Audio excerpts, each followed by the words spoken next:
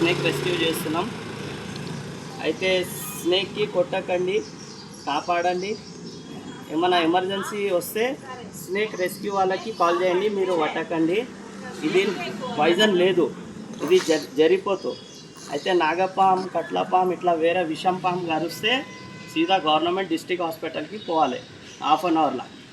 అయితే జాడ్పుక్లా ఇంకా వాళ్ళ ఇలా మాటల్లో పోవద్దు, సీదా గవర్నమెంట్ హాస్పిటల్లో పోవాలి. ఇప్పుడు నాకు పామిడ కరిచింది,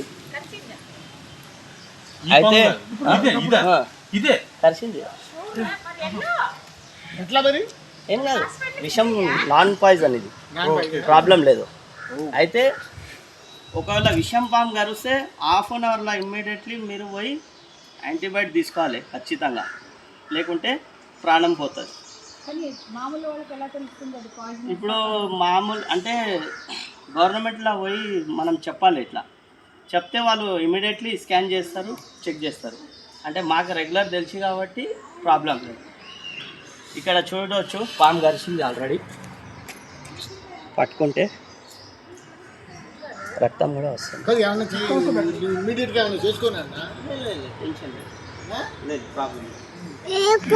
మాకు